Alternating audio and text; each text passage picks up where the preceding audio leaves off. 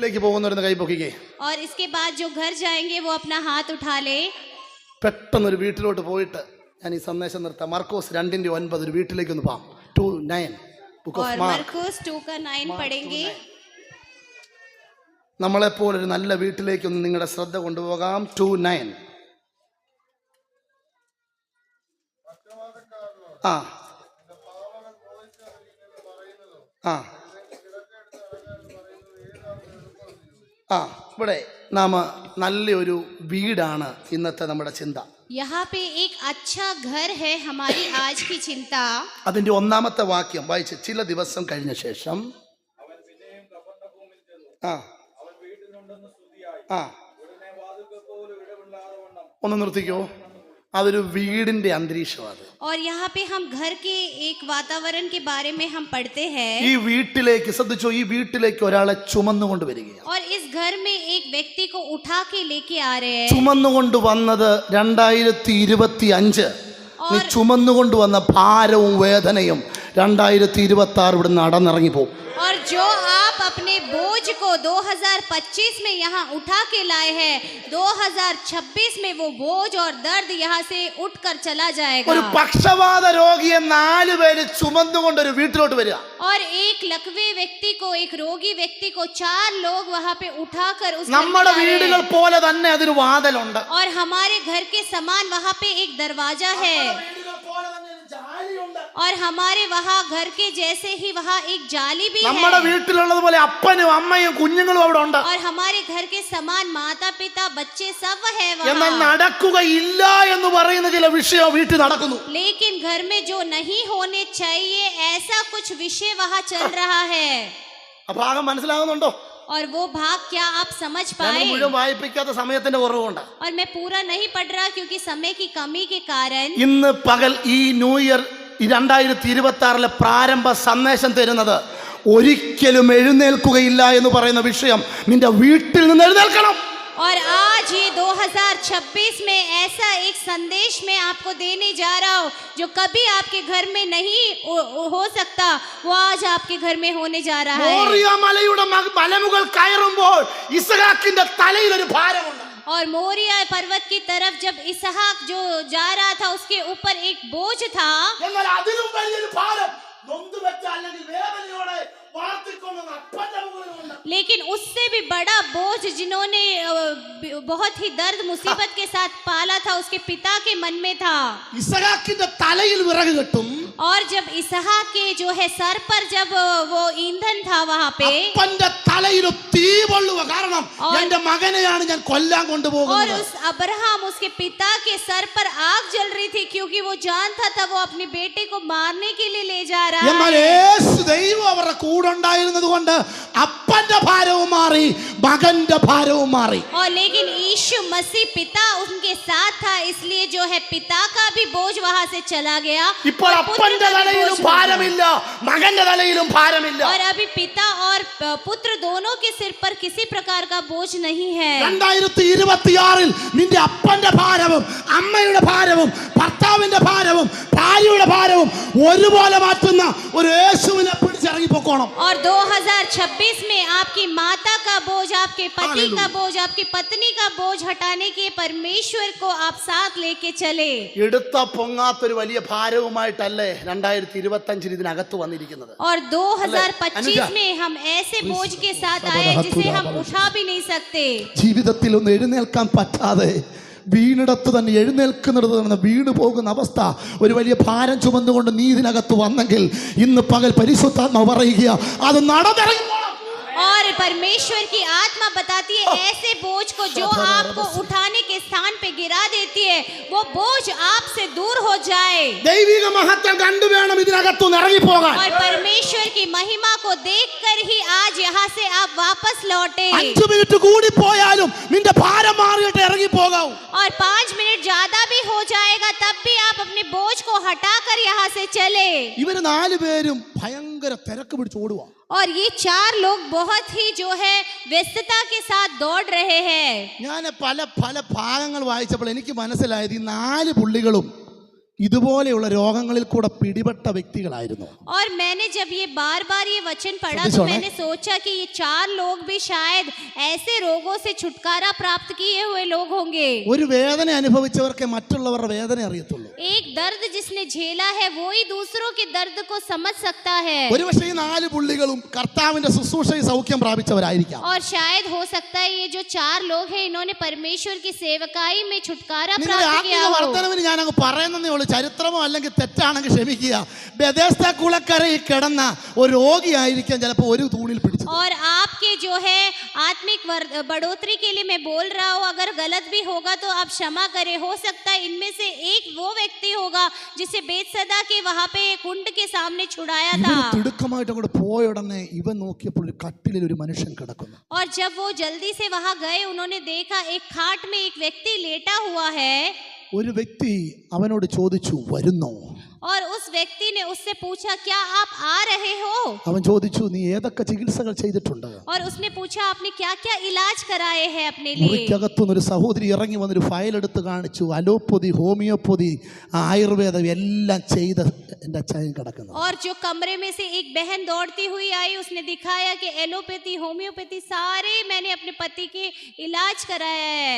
ഉടനെ അടുത്ത വ്യക്തി ചോദിക്കും, യേശുവിനെ പരീക്ഷിച്ചിട്ടുണ്ടോ? और अगला व्यक्ति फिर पूछा कि आपने क्या यीशु मसीह का छुटकारा कभी प्राप्त किया है? ഇതിനകത്തിരിക്കുന്നവരോട് ഞാൻ ചോദിക്കാം, നീ എല്ലാ വാതിലുകളും മുട്ടിയിരിക്കാം, എല്ലായിടത്തും പോയിരിക്കാം, എല്ലാ ചികിത്സയും ചെയ്തിരിക്കാം.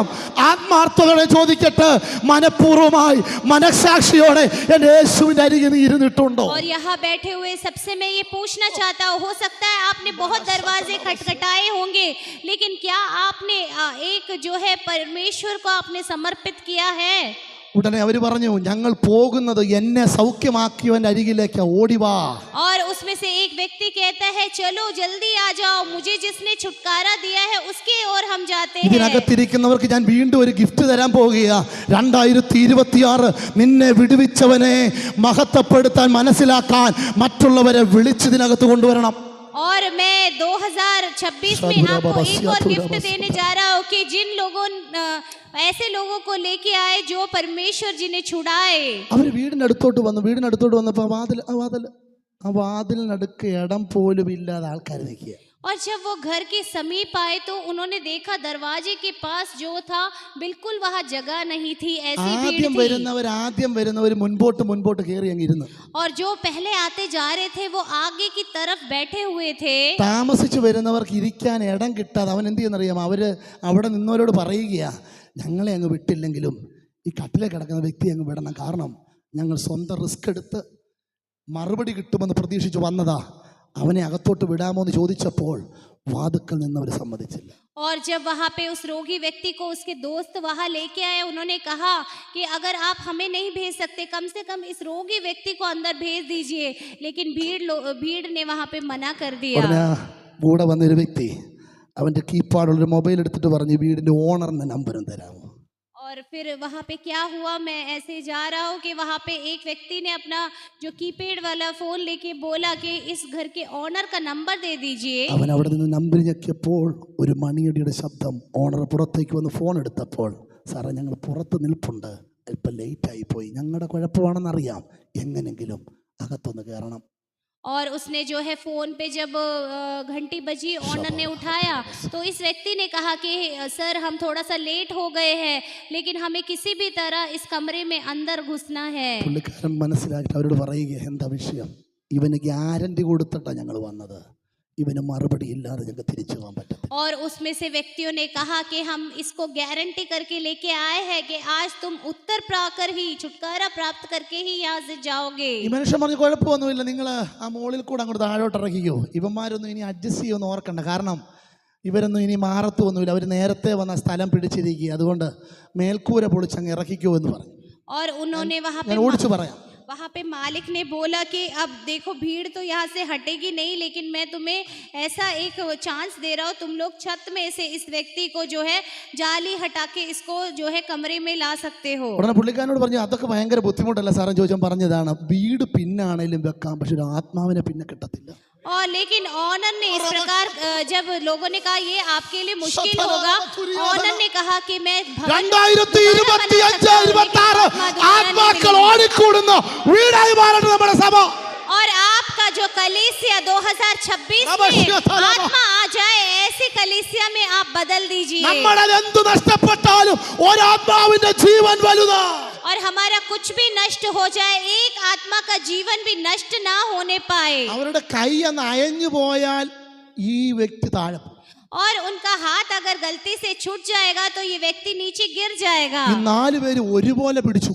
और इस 4 व्यक्तियों ने एक साथ पकड़ा. 4 പേര് ഒരുപോലെ പിടിക്കാനുണ്ടെങ്കിൽ ആ സഭ വളർന്നു. और 4 व्यक्ति अगर एक साथ पकड़ने के लिए तैयार है, तभी कलीसिया जो है आगे ग्रो कर सकती है. നിന്റെ മുൻപിലെ പ്രശ്നത്തെ, നിന്റെ മുൻപിലെ രോഗത്തെ, നിന്റെ മുൻപിലെ കിടക്കയെ 4 പേര് ഒരുമിച്ച് പിടിച്ചാൽ തീരാവുന്ന വിഷയമേ ഉള്ളെന്ന്. और आपके आगे की परेशानी को, रोग को अगर 4 लोग एक साथ पकड़ ले तो वो विषय खत्म हो जाएगा वहां पे. ഒന്നാമത് ഈ വീടിന്റെ ക്വാളിറ്റി എന്ന് പറഞ്ഞാൽ ആ വീട്ടുനായകൻ അഡ്ജസ്റ്റ് ചെയ്യുന്നവനായിരുന്നു. और इस घर की पहली विशेषता ये थी, वहां का जो ऑनर था वो एडजस्ट करने वाला एक व्यक्ति था. രണ്ടാമത് വീടിന്റെ ക്വാളിറ്റി നമുക്ക് നോക്കാം. അതിന്റെ 9ാമത്തെ വാക്യം വായിച്ചാട്ടെ. और दूसरा उसकी 9वीं आयत में लिखा है वहां के घर की क्वालिटी. सहज क्या है, क्या लकवे के रोगी से ये कहना कि तेरे पाप क्षमा हुए. രണ്ട്, ആ വീടിന്റെ ക്വാളിറ്റി എന്ന് പറഞ്ഞാൽ പാപം മോചിച്ചു തരുന്ന ഒരു വീടായിരുന്നു. और दूसरा उस घर की विशेषता यह थी कि वहाँ पाप क्षमा हो जाते थे. മൂന്നാമത് ആ വീടിന്റെ ക്വാളിറ്റി അതിൽ തന്നെ വീണ്ടും നമുക്ക് കാണുവാൻ കഴിയും. വായിച്ചാട്ടെ അതിന്റെ 9ാമത്തെ വാക്യം. क्या यह कहना कि उठ अपनी खाट സോറി उठा 11ാമത്തെ, സോറി 11. मैं तुमसे कहता हूँ उठ अपनी खाट उठाकर अपने घर चला जा. 3, ആ വീടിന്റെ ക്വാളിറ്റി എന്ന് പറഞ്ഞാൽ രോഗസൗഖ്യമുള്ള വീടായിരുന്നു. और तीसरी क्वालिटी थी कि वहाँ पे रोग चंगे हो जाते थे रोगी. ഒന്നാമത് ആ വീടിന്റെ ക്വാളിറ്റി എന്താണെന്ന് അറിയാമോ? ഇന്ന് ഇതിനകത്തിരിക്കുന്നവരോട് നിങ്ങളുടെ വീട്ടിലേക്ക് പോവല്ലേ, വീട്ടിലേക്ക് ചെല്ലുമ്പോൾ നിന്റെ വീട് ആദ്യം പ്രശ്നങ്ങളുടെ മുൻപിൽ അഡ്ജസ്റ്റ് ചെയ്യുന്ന വീടായി മാറണം. और पहले आप लोग यहाँ बैठे हुए, आपका घर कैसा होना चाहिए?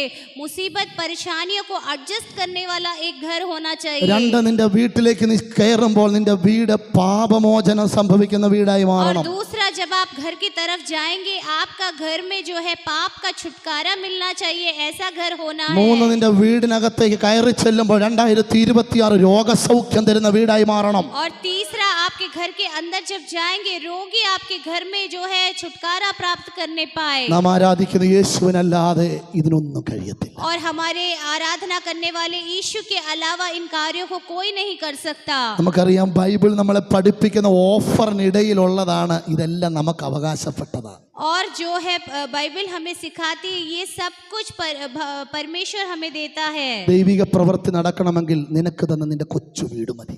और आपका परमेश्वर का कार्य अगर होना है तो उसके लिए केवल आपका छोटा सा घर काफी है. അതിന് വലിയ പുള്ളികളുടെ വീട്ടിലോ മണിമാളികളിലോ വലിയ ഇടങ്ങളിലൊന്നും പോകണ്ട. നിന്റെ കൊച്ചു വീട്, കൊച്ചു ബെഡ്റൂം, കൊച്ചു കിച്ചൺ ഇതിനകത്ത് ദൈവത്തിന്റെ വീടായി മാറണം. और उसके लिए बड़े बड़े भवन या बड़े अधिकारियों के भवन की जरूरत नहीं. एक छोटा घर, छोटा किचन, ऐसे घरों में भी परमेश्वर छुटकारा देता ഈ है. 3 കാര്യങ്ങളിൽ നിങ്ങളുടെ വീട് മാറിക്കഴിഞ്ഞാൽ 2026 വിജയമായി. और इन 3 चीजों में अगर आपका घर एडजस्ट कर ले तो आपका जो है 2026 विजयमय साल हो जाएगा. നടക്കാൻ പറ്റാതെ കിടന്നു വന്നവൻ ആ വീട്ടിൽ നിന്നും നടന്നിറങ്ങിപ്പോയി. और जो व्यक्ति जो है लड़खड़ा के वहाँ पे लकवे के रूप में आया था, वो यहाँ पे खाट उठाकर जो है खड़ा हो गया. നടക്കത്തില്ല, ഉയരത്തില്ല, എഴുന്നേൽക്കത്തില്ല എന്ന് പറഞ്ഞ് ആരെല്ലാം പറഞ്ഞാലും യേശുവിനെ കാണേണ്ടതുപോലെ കണ്ടാൽ നിന്റെ പ്രശ്നങ്ങളുടെ മുൻപിൽ നിനക്ക് നടന്നു പോകാൻ പറ്റും. और जिस लोगों ने भी बोला है कि ये लोग चल फिर नहीं सकते, उठ खड़े नहीं हो सकते, उनके सामने अगर आप यीशु को जिस प्रकार लेना चाहिए वैसे ले लेंगे तो परमेश्वर हर परेशानी से आपके घर को നമ്മുടെ उठा കണ്ണുകൾ देगा. ദൈവത്തിൽ അടയ്ക്കാം, ഹൃദയങ്ങളെ ദൈവത്തിൽ പകരം. ഒരു നിമിഷം എല്ലാവരും സ്തോത്രത്തിൽ പ്രാർത്ഥിക്കും. യേശുനാഥ, ഞങ്ങളുടെ വീട് ഒരു രോഗസൗഖ്യമുള്ള വീടാകട്ടെ.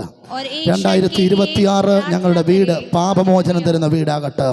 2026 ഞങ്ങളുടെ വീട് സ്തോത്രം ഹല്ലേലൂയ അഡ്ജസ്റ്റ് ചെയ്യുന്ന പ്രശ്നങ്ങളെ മനസ്സിലാക്കി മുൻപോട്ട് പോകുന്ന വീടാകട്ടെ. ആരും അങ്ങോട്ടും ഇങ്ങോട്ടും പഴിയാരാതെ ദൈവത്തോട് ആലോചന ചോദിച്ചപ്പോൾ ഞങ്ങളുടെ പ്രശ്നത്തിൻ്റെ മുൻപിൽ, പ്രതികൂലങ്ങളുടെ നടുവിൽ അതിന് മറുപടി കിട്ടി ഞങ്ങൾക്ക് മുന്നേറുവാൻ 2026 ദൈവസഭയിൽ ഇന്ന് പകലായിരിക്കുന്നവരെ ആത്മാവ് ഞാൻ ആഹ്വാനം ചെയ്യുന്നു.